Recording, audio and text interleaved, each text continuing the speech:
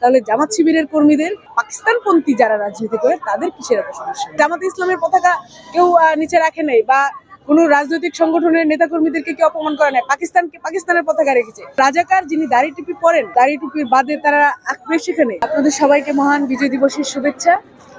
ছাত্রদলের পক্ষ থেকে স্বাভাবিক যে কর্মসূচি প্রতি বছর গ্রহণ করা হয় সেগুলি গ্রহণ করা হয়েছে এবং তারই প্রেক্ষিতে সকালে স্মৃতিসৌধে পুষ্পস্তবক অর্পণ, পরবর্তীতে শহীদ রাষ্ট্রপতি স্বাধীনতার ঘোষক শহীদ রাষ্ট্রপতি জিয়াউর রহমানের মাজারে পুষ্পস্তবক শ্রদ্ধাঞ্জলি প্রদান এবং এখন আমরা কিছুক্ষণের মধ্যে বিজয় র্যালি করতে যাচ্ছি।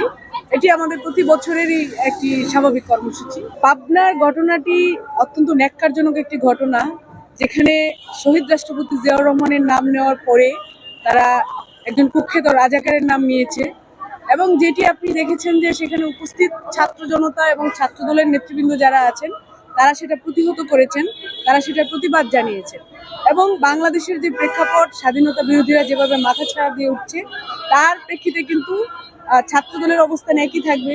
ছাত্রদল যেখানেই যেভাবেই এই স্বাধীনতা বিরোধীরা মাথাছাড়া দিবে এবং স্বাধীনতার যে স্পিরিট, আমাদের যে মূল্যবোধ সে ধ্বংস করতে চায় বা আমাদের স্বাধীনতাকে যারা অস্বীকার করতে চায়, ছাত্রদল তাদেরকে বারবার স্মরণ করিয়ে দিবে যে তারা সেটা পারবে না।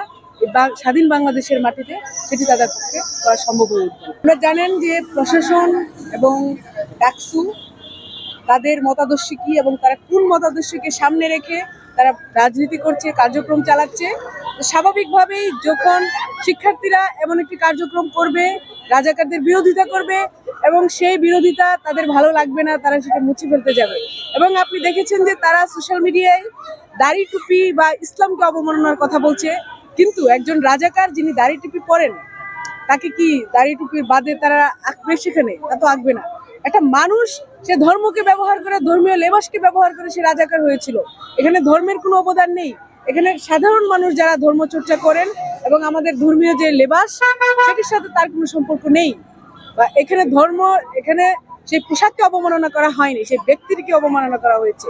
সেই ব্যক্তি যদি অন্য কোনো পোশাক পরতেন, অন্য কোনো ধর্মের পোশাক পরে থাকতেন, তাহলে তাকে একইভাবে আঁকা হতো বা তাকে একইভাবে তার সাথে ব্যবহার করা হতো। যেহেতু শিক্ষার্থীদের কাজ ছিল এটি, শিক্ষার্থীরাই নিজেদের মতো করে সেটার প্রতিবাদ জানিয়েছে।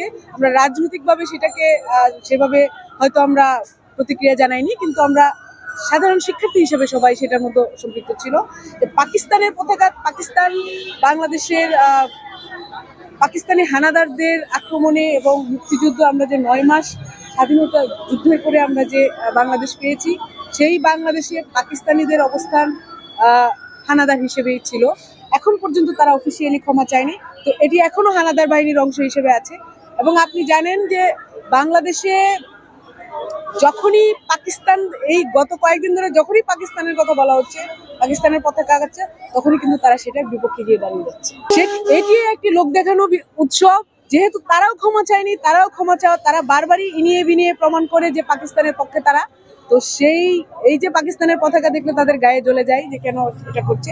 সাধারণত সেটা হওয়ার কথা ছিল না। এখানে তো জামাতে ইসলামের পতাকা কেউ নিচে রাখে নাই বা কোন রাজনৈতিক সংগঠনের নেতাকর্মীদেরকে কেউ অপমান করে নাই, পাকিস্তানের পতাকা রেখেছে। সেটা নিয়ে তাদের কেন এত সমস্যা হয়েছে? কূটনৈতিকভাবে যদি বাংলাদেশ সরকারের কোনো সমস্যা না হয়ে থাকে, তাহলে জামাত শিবিরের কর্মীদের বা এই পাকিস্তানপন্থী যারা রাজনীতি করে তাদের কিসের এত সমস্যা হয়েছে?